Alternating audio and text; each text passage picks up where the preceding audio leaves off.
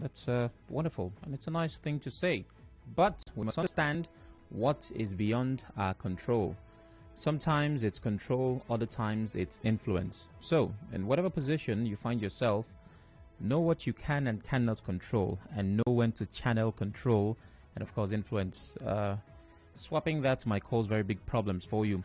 Welcome to Hard Facts 92.3 Nigeria Info. My name is Sam Oråcle Chinedu, and I make the promise every time I come on radio that you're in for the very best. Today is no different.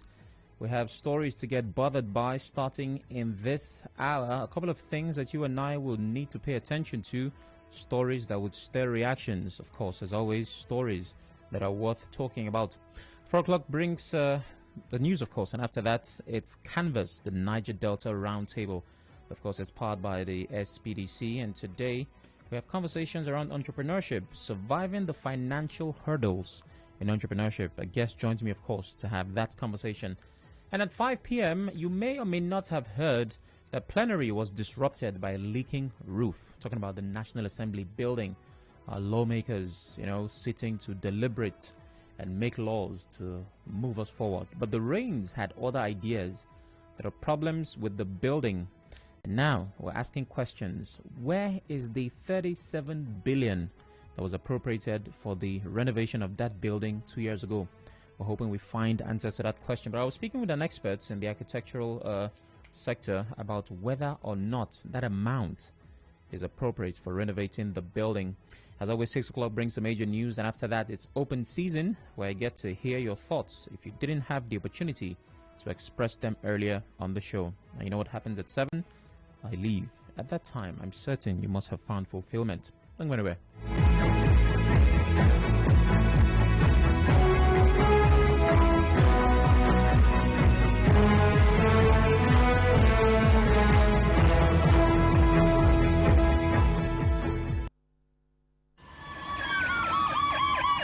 You spend a lot of your hard-earned money to purchase the things in your house and at your business centers. And thus, you must do what you can to protect and maintain them. Accidents can and do happen, so we at 92.3 Nigeria Info would like to encourage you to take the following steps to prevent a fire outbreak. First, install a fire alarm. Ask your electrician about fire alarms, as some can be affordable. Educate children around you. Take time to explain the dangers of fire and teach them the safety protocols and numbers to call in case of emergencies. Be wary of electrical appliances. They may make our lives easier, but they can be dangerous when they become faulty. Ensure a professional repairs or helps with the installation of home appliances. Do not make illegal power connections. Exercise caution when cooking. As you prepare your food, please stay close by. Resist the urge to take a nap or do other things whilst cooking. Also, ensure flammable substances are not close to your burner. Do not store fuel or diesel at home. Many fires have started because of petroleum products being stored in the homes of many Nigerians. Get a fire extinguisher. A fire extinguisher will go a long way to either reduce the spread or stop a fire if caught early. Keep fire-causing tools and items safe in storage. And finally, regular training, reminders, and updates to both family and staff members will keep individuals alert to safety protocols. Know the emergency numbers to call.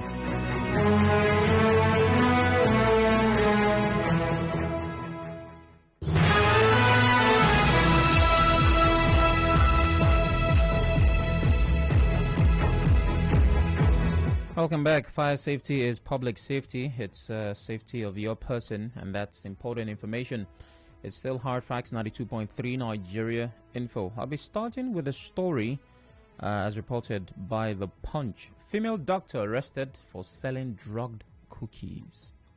A medical doctor, Jane Ofoma, has been arrested by operatives of the National Drug Law Enforcement Agency in Auchi, Edo State, for operating an online catering service where drugged cookies and biscuits are being made and sold to members of the public. Ofoma, who's 26, is a graduate of medicine from University of Nigeria in Nsukka, was said to have recently completed her internship at the University of Benin Teaching Hospital. The agency accused her of using her Omachi's kitchen to sell drugged cookies and biscuits. A statement on Tuesday by the Director of Media and Advocacy NDLEA, Femi Babafemi, said following intelligence and surveillance, narcotic officers of the Edo State Command of the agency on Saturday, June 19, 2021, stormed her operational base at number 1 Winners Way, Auchi, where she was arrested. According to him, no fewer than 94 pieces of cookies produced with cannabis sativa were recovered.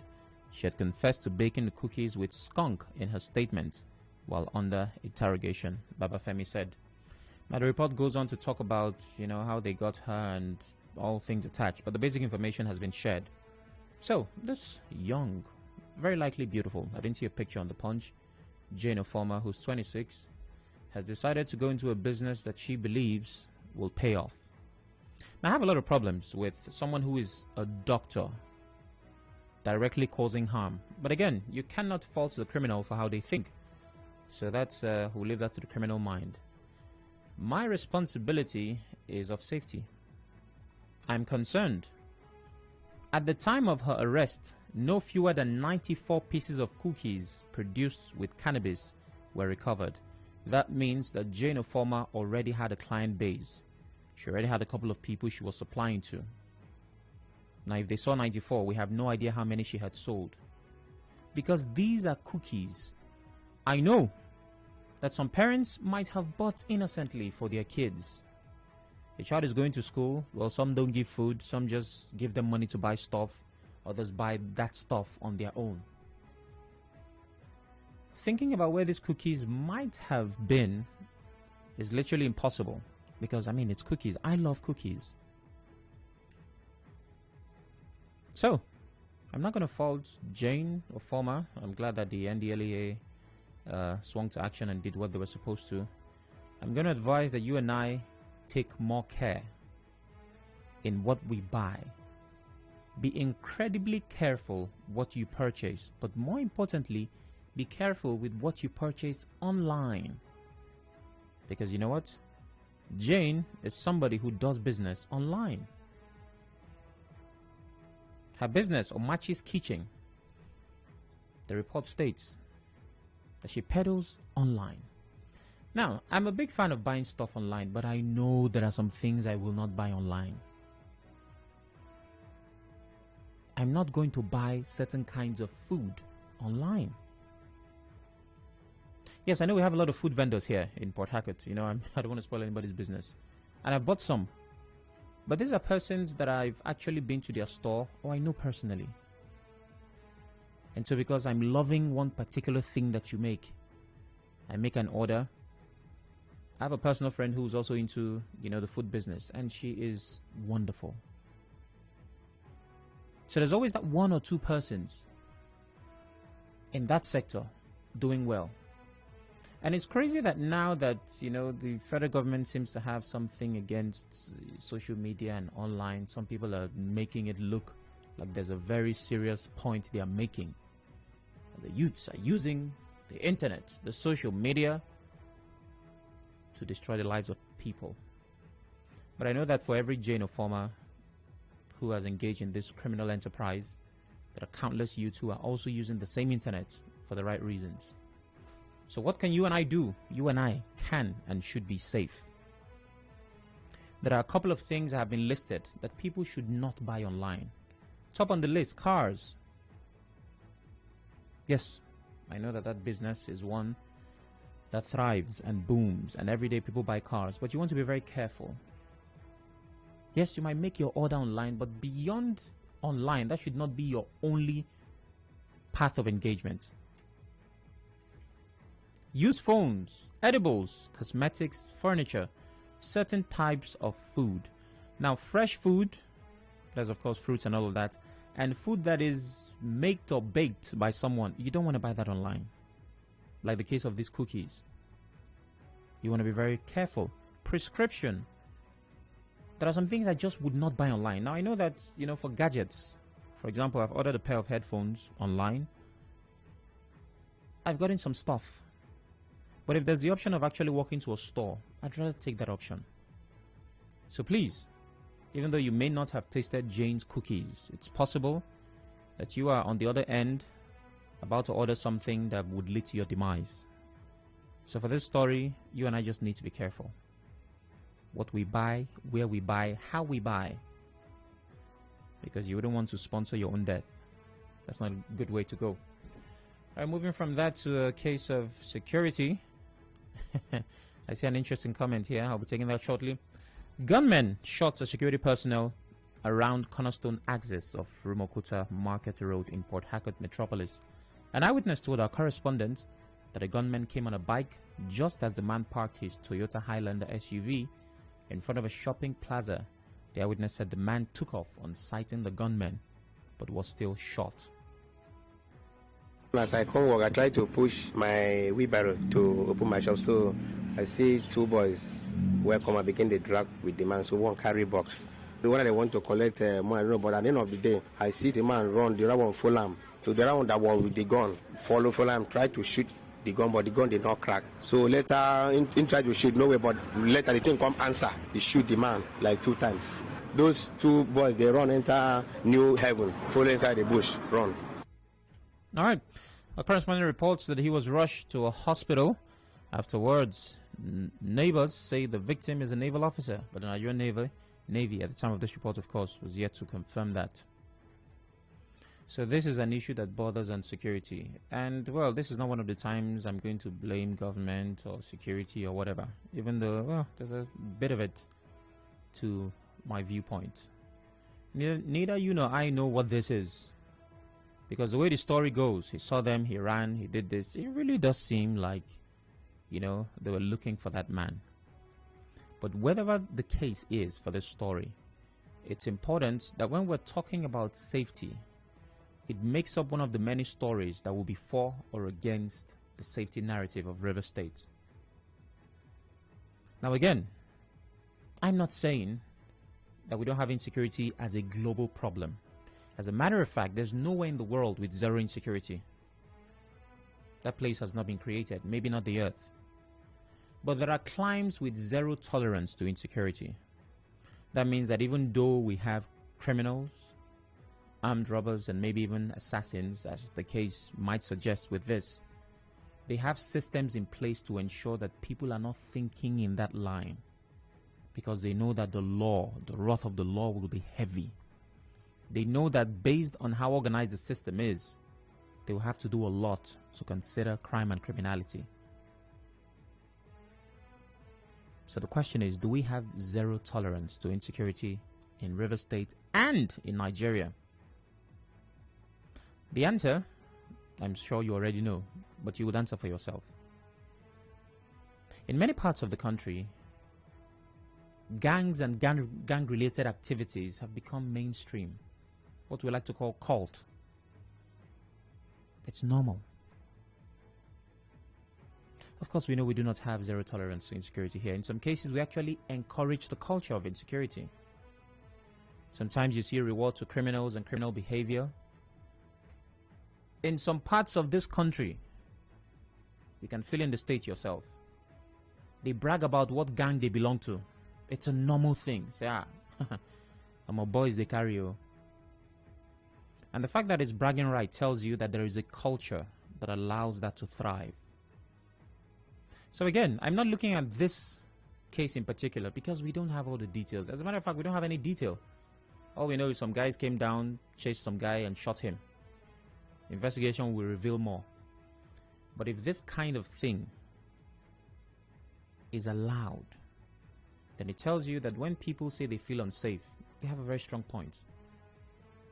And with a system that rewards criminals, that encourages crime, maybe not directly, but creates an environment where it can actually thrive, the only result is chaos. So this is where the government enters the conversation. It's important that we have a society where people can actually be safe. And yes, the governor might not be connected to this, you know, the commissioner of police, but generally, in the grand scheme of things, let it be difficult for people to get off a bike and use a gun to chase someone. The person sees them and runs away. I mean, it's just the impunity, the boldness of these criminals. It tells a lot.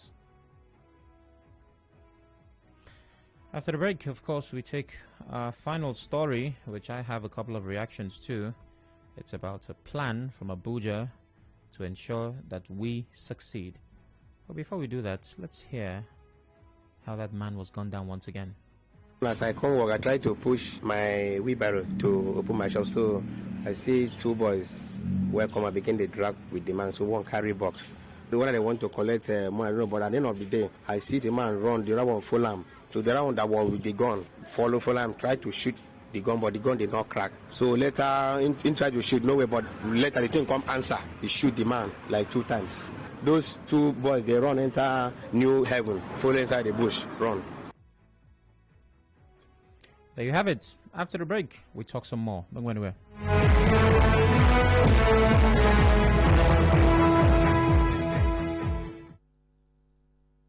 Connect with your customers.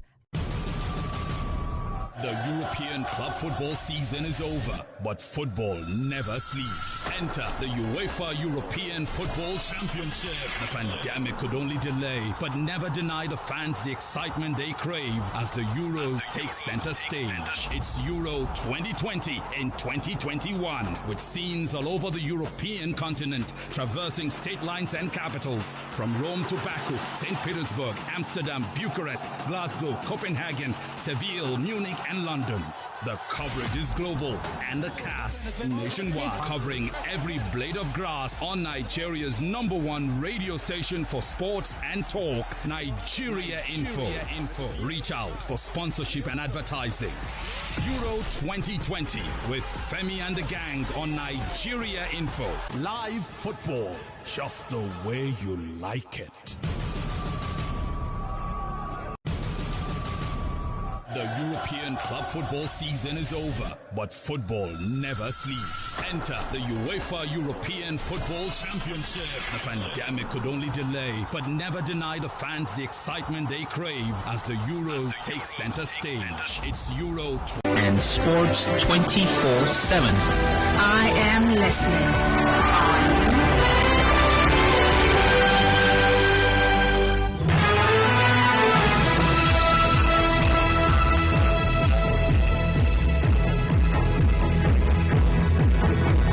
Welcome back. It's still hard facts. So a final story to get bothered by. It's a promise you've heard from the Commander-in-Chief from 2015 when he became the president in a civilian role till now. That promise has been made every single year, sometimes more than once in a year. It is the commitment of the president to take us out of poverty. President Muhammadu Buhari says he's committed to lifting 100 million Nigerians out of poverty in 10 years. In a statement, the president announced the inauguration of the National Steering Committee of the National Poverty Reduction with Growth Strategy, chaired by Vice President Yemi Osinbajo. Moving on, media aid to President Buhari, Festus Keyamo says the federal government stopped disbursing of funds for the 774,000 job programs because there was need to re-strategize and ensure that the funds get to every part of the country. Speaking on a television interview, Mr. Keyamo explained that the government is now working with banks. Let's hear from Mr. Keyamo. If we had said, okay, people should just bring their account numbers, bring the participants together with their existing account numbers, we would have defeated the purpose and the design of the program. Because if you had existing bank accounts and we use the existing bank accounts, it could be possible that the 1,000 persons in one local government in Imo, half of them will be residents in Lagos. There's no way we would have known. So, in other words, the design of the program for the money to get to all the nooks and crannies of the country would have been defeated. So we now said, no, let us engage special banks. So we insisted that BVN should be used as directed by Mr. President.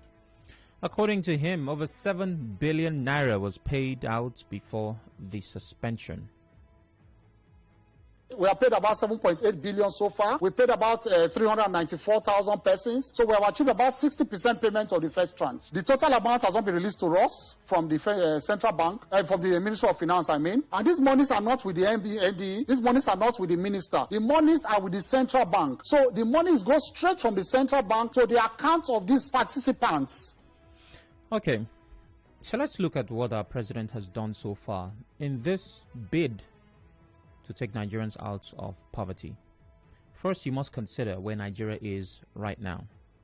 According to all the stats and facts, the data we have from international sources and, well, maybe even local, my country, my beautiful country, Nigeria, is the poverty capital of the world. That means that you will not find in any other part of the world more poor people trapped in one country as you find in Nigeria. Let me make it clearer. When they say something is the capital, that means it happens to proportions immeasurable. It happens in that place more than it happens in any other part of the world. So if you say, oh, this country is a tourism capital of the world, what they've done with tourism cannot be matched by any other country. So do you get the picture? Nigeria, poverty capital. So we're doing very well in that sector. And so the president says, I am going to take 100 million Nigerians out of poverty in 10 years. It seems like a wonderful vision. But looking at how the system currently runs, it's difficult to imagine that the president will be successful with this vision. So say 100 million in 10 years, that means every year you're going to take 10 million.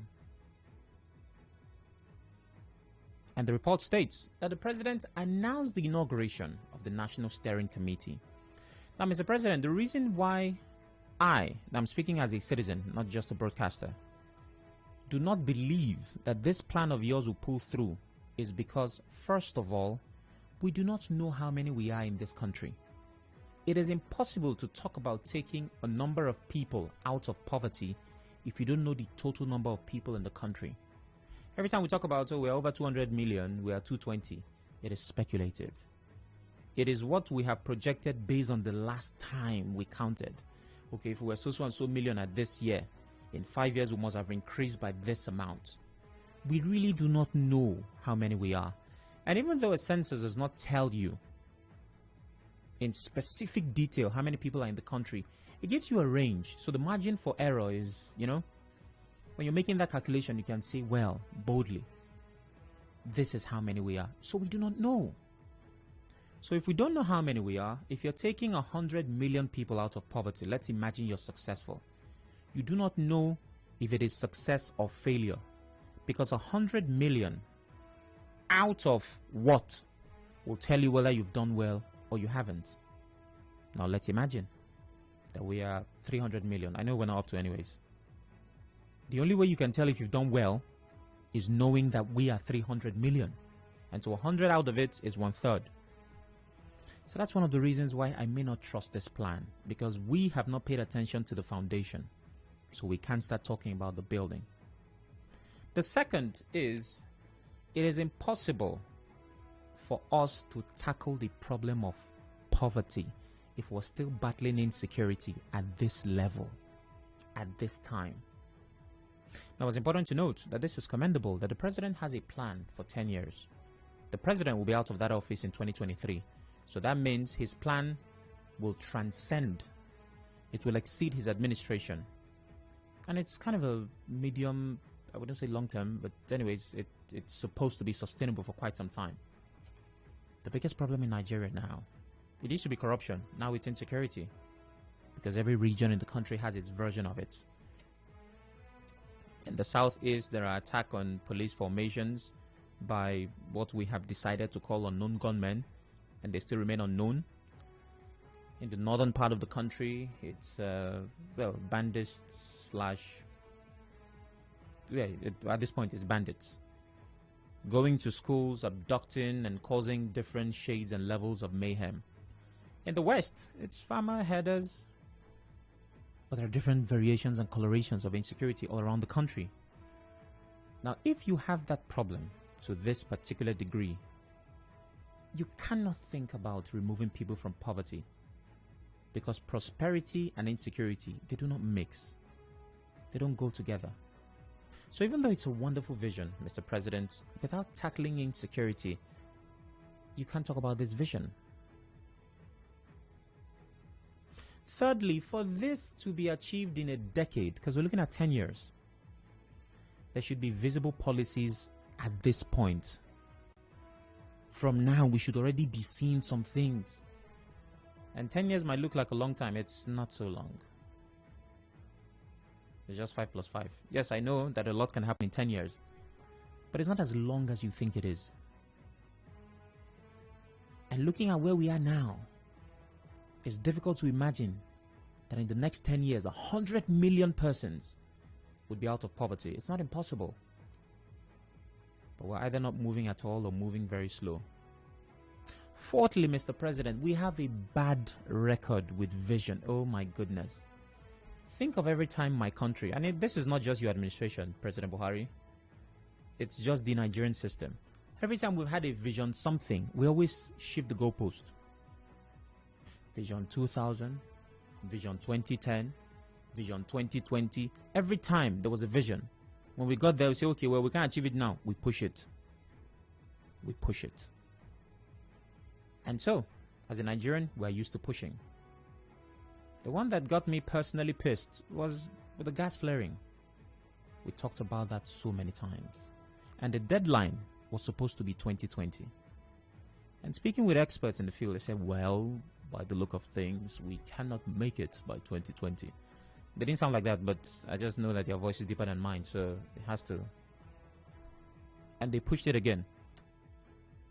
So if that's the case, we might push this one as well. We might. I'm hoping we don't, but we might. The next on the list is, Mr. President, it is also impossible to talk about taking us out of poverty. Or let's say difficult, not impossible. With our debt profile, we have borrowed so much. What we have borrowed, and I'm saying we as a country, of course, it didn't start with your administration, but you've broken quite some records, I must say. What we currently owe cannot be paid within this administration.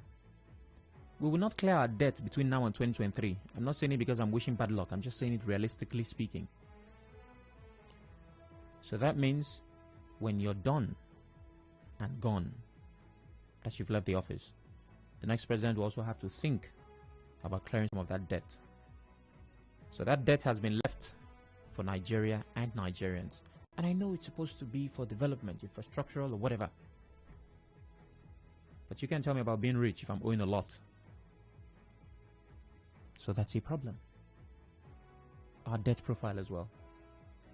So it's hard to believe that you would take me out of poverty if these things have not been tackled. Now let's go to some of the schemes and plans that you have in place. Every time the president talks about removing people from poverty, you always hear things like paying 5,000 into the account of the poorest of the poor and a couple of schemes that are supposed to help people. Something along the lines of housing, there are some things for farmers and they are really good. But many of those things are not sustainable. It hurts me to hear media aide to the president, Festus Keyamo, talking about how they do not have an effective system to pay money into the account of Nigerians. This is the kind of thing that someone tells you, you're like, oh boy, stop rough play. But it's not a lie. Let's hear him again, just in case you didn't get it the first time. If we had said, okay, people should just bring their account numbers, bring the participants together with their existing account numbers, we would have defeated the purpose and the design of the program. Because if you had existing bank accounts and we use the existing bank accounts, it could be possible that the 1,000 persons in one local government in Imo, half of them will be residents in Lagos. There's no way we would have known. So, in other words, the design of the program for the money to get to all the nooks and crannies of the country would have been defeated. So we now said, no, let us engage special banks. So we insisted that BVN should be used as directed by Mr. President. Mr. President, if this is your plan to lift people out of poverty and many other plans which I know you have, it will not work.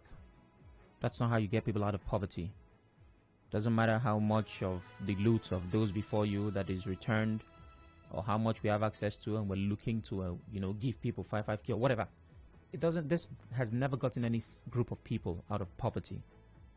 So, since your advisors are not doing enough, or for whatever reason, it's not working, let us share how you can lift people from poverty, sustainable ways to do it. Top on the list is play to regional strength. What does that mean? Every region in this country has something they are good at and that they are known for. What is the West good at? What is the East good at? Play to that strength. Empower regions for what they can provide. So if I'm building a factory, if I'm trying to boost an industry in some part of the country, it should be in line with what they are already good at. That way, we naturally do not have to teach these people a new set of skills. And as you would imagine, a lot of persons will be employed. Let's say, for example, I'm trying not to use the common things that we're known for. River State is known for producing pineapples. For example, we've always had this. Naturally, a policy of the federal government will be to look into that pineapple production. What can we do to expand and enlarge this? When we put money in that, we're going to employ more people. How can we provide for the purpose of export? Secondly, you cannot talk about lifting people from poverty without talking about education. At this point, in this moment, there is a deliberate attack on education. There are people attacking schools every other week, discouraging people from going to get enlightened. The government cannot employ everybody. So you and I need to be enlightened enough to create solutions for ourselves. And if education is funded as it is right now, and we cannot secure the future of our tomorrow leaders, as we like to call them, then nobody's getting out of poverty. I'm sorry. We're going to retain the capital title for a long time. The most important, Mr. President, is Nigeria is known. This country is legendary with creating an unfriendly business environment.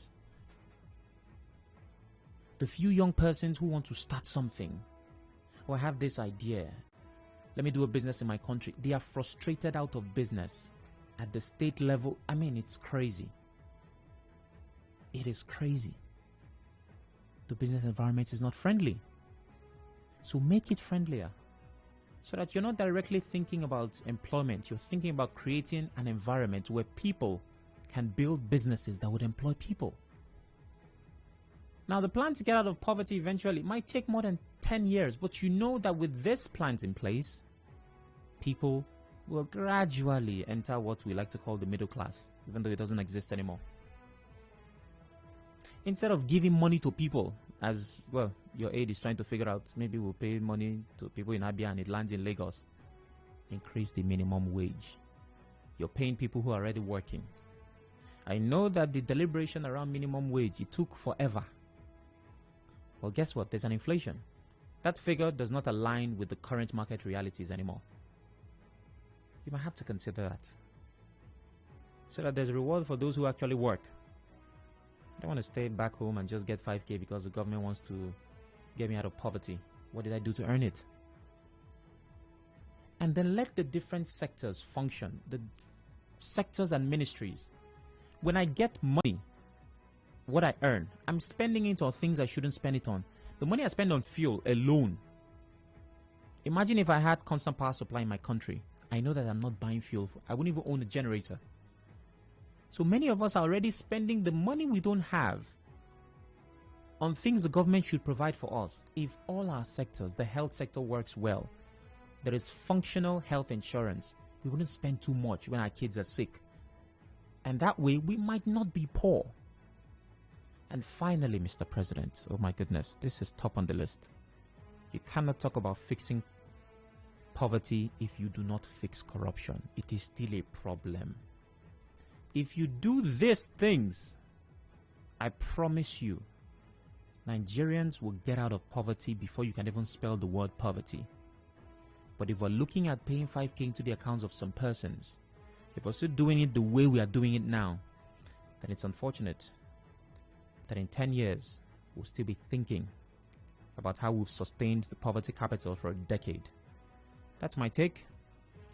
I'd like to hear yours. 08179230002. Stories to get bothered by. We've talked about the female doctor arrested for selling drugged cookies. We've talked about gunmen shooting a security personnel in Port Harcourt. And of course, our president's commitment to lift Nigerians, 100 million of them, out of poverty in 10 years.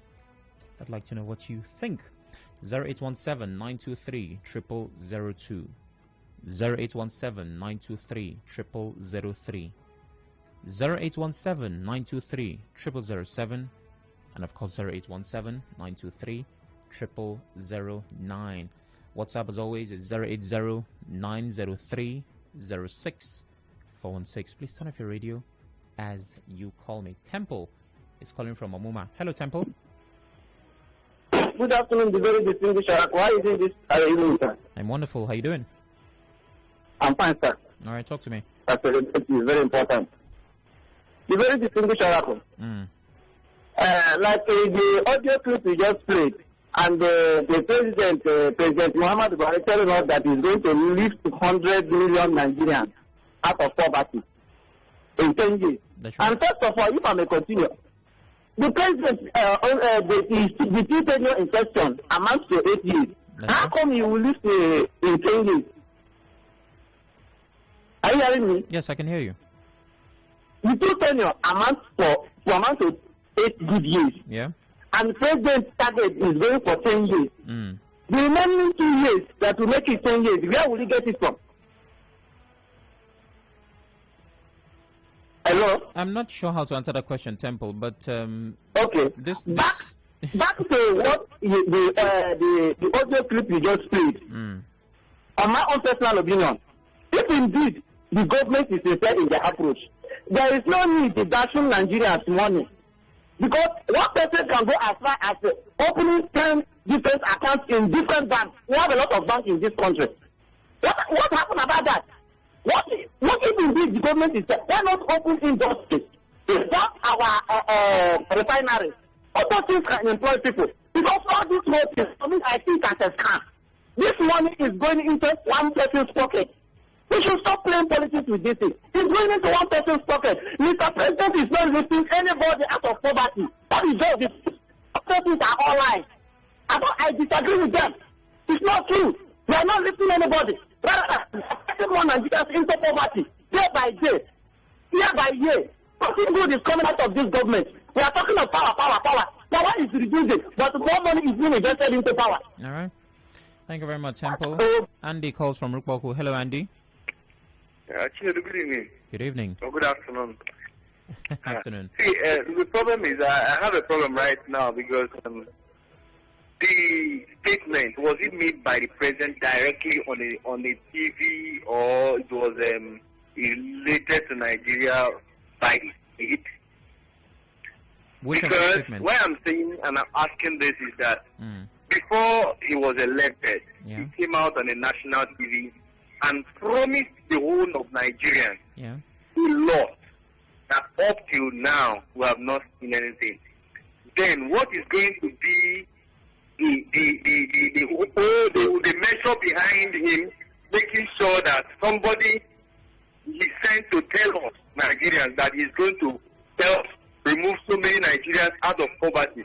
What is the probability that it can work? When you said it did not happen, now you sending somebody to come and tell Nigerians.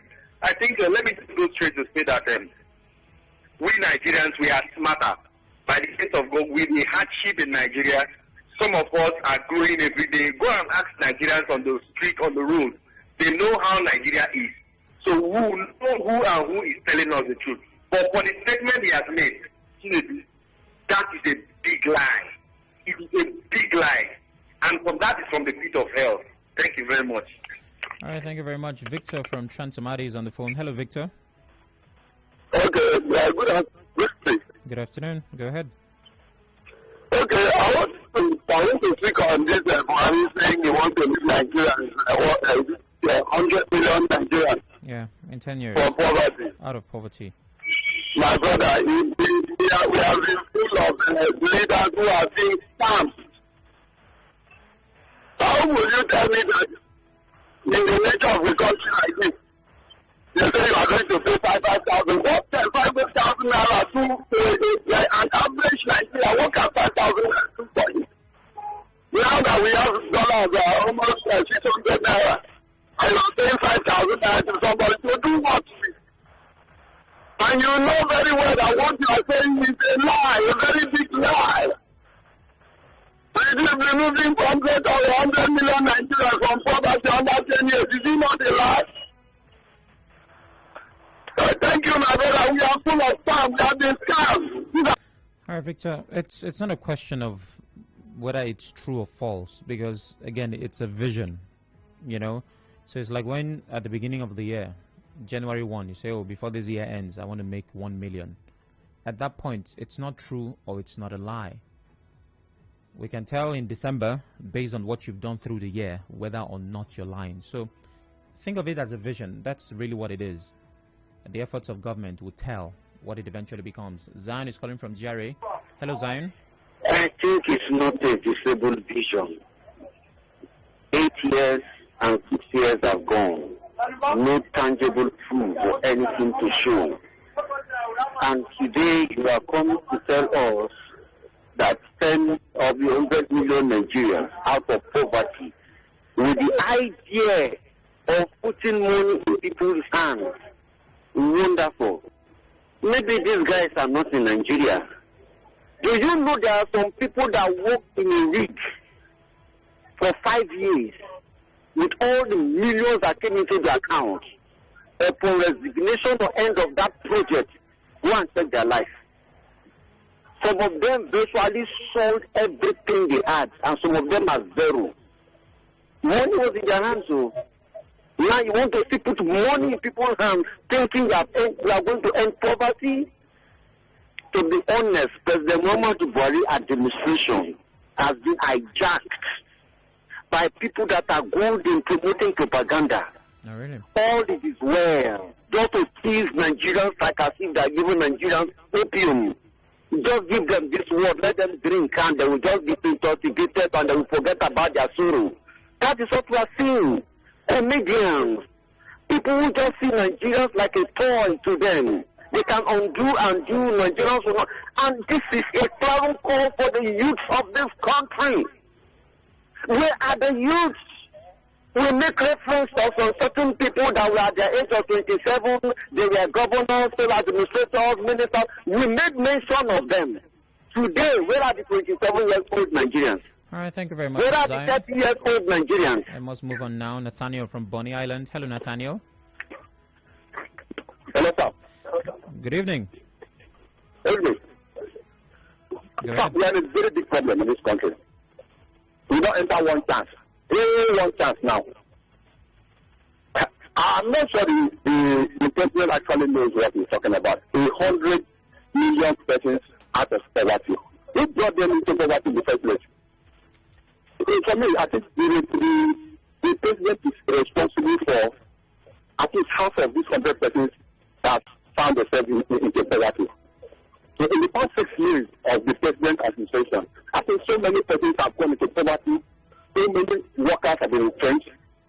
So many things have gone, so many wrong. The cost of fuel, the cost of rice, the cost of cement, everything in the market you can think of buying has increased by more than 200% ever since this man came into administration. So it's responsible directly to more than 50% of 600 million persons that have found themselves into poverty. The 100 million persons out of poverty is like almost half of the number of persons in West Africa, and we want to get them out of poverty. So it's like that. Where has it started yet? Yeah, we want to build a steady building by next year, and you are planning towards it. There is no sign. Even 100,000 naira is not in your account. How do you do it? Because this whole thing is a scam. These people have succeeded in giving Nigerians and promising Nigerians of so many things that they have found nobody. There is no clue of how they can get to solve all these problems. There is no way they can solve them. So they are just confused, they are tired, So all what they do is just propaganda and trying to see how they can shoot people in and see how they can defeat them the more. And so many persons, so many persons are just following them. It is just so blindly alive. Thank you. So for me, I think I'm very sure that there is no way they can do this. There is no way. Okay. I have comments on WhatsApp and, of course, Facebook. Good day, Sam. I'm not quite sure the cookies were sold to everyone. She probably had targeted clients who buy the cookies for the drugs. Very possible. But, of course, you were selling online. So, I mean, come on. That's one of the many things that put a question mark on her formula. It's unfortunate the spike of insecurity is on the rise in our beloved state. The government, despite its effort to cushion this menace, has also failed to acknowledge the fact that it hides this scourge ravaging our society by recognizing the boys, giving them titles, placing on them monthly salaries. If we continue in this way, then we should expect nothing but a great pace of insecurity in the state. Tonga Waji from Choba says, Kayamo is Minister of State for Labour, the media aide, as carried by the news. Okay. Thank you very much. About the leaky roof of the Senate House. This is one of the main reasons why young people see very little change. 37 billion allocated for renovation in 2019. And yet this is happening in 2021. How can lawmakers explain this? And yet they come out and try to spin it for us to take government seriously. That's from Deji. Yes, Deji, in 2019, of course, I'm having that conversation at 5 p.m. In 2019, there was 37 billion, which was appropriated for the National Assembly renovation. It made the 2020 budget cut. So, a lot of explaining would have to, follow that one. Now, over to Facebook. Jerry Okoro says President Buhari, is saying what he cannot do. Owunari Benibol, even in this time of curfew, security personnel shot, but these security personnel are only concerned about arresting defaulters and taking some money. They are on the lookout for treats, but are not vigilant. Engineer Godson says on 11 September 2020, President Buhari inaugurated a committee to lift Nigeria out of poverty, and today, 22nd June, the president is saying the same thing. This government think we're fools. Well, I can't attest to the dates, but I know that there have been a couple of committees, put together to lift Nigeria out of poverty. Not once, not twice. This has happened before. So we keep watching and waiting. All right. There are 40 seconds between now and 4 p.m. And the top of the hour, what happens? The news happens. After that, of course, we have conversations on Canvas, the Niger Delta Roundtable. Don't go anywhere.